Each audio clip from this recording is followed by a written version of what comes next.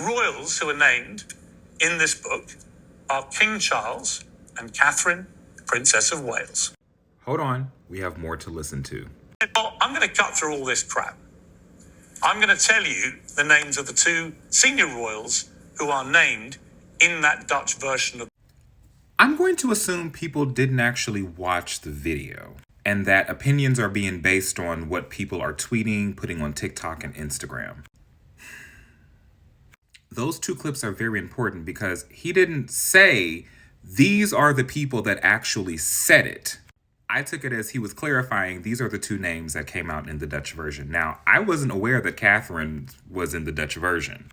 If you go watch 2 videos back, you will see Omid refuted these claims. He stated that any manuscript that he dealt with never had names in it.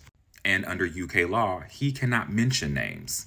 So if you listen to Piers' words correctly, he didn't say these are the two people that said it. He said these are the two names in the book. Even though, again, I didn't know Catherine was in the book. Was she in the book?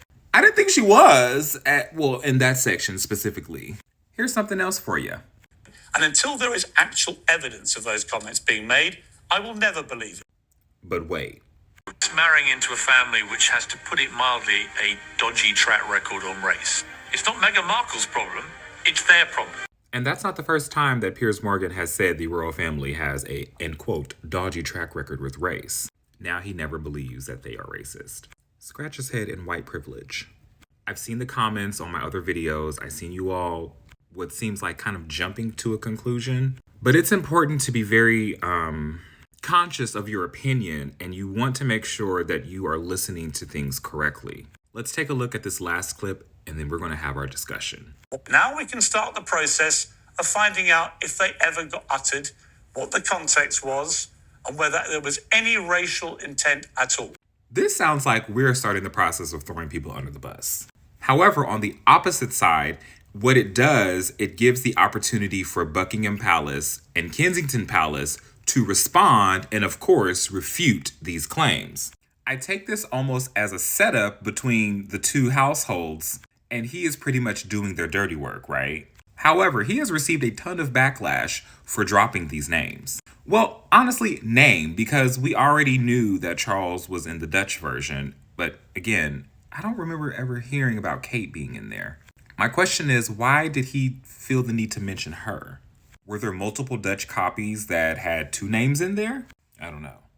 Obviously, there is proof if there are letters between Meghan and Charles regarding this subject. And just because you aren't privy to these letters do not mean they don't exist and that proof doesn't exist about this entire situation. Of course, Buckingham Palace has not responded, and I don't believe they responded to the initial conversation back when Harry and Meghan gave the Oprah interview and we found this out. I would be quite, I don't know the word I'm looking for, enthralled. There we go. I will be quite enthralled if we do receive a report from Buckingham Palace and or Kensington Palace refuting these claims.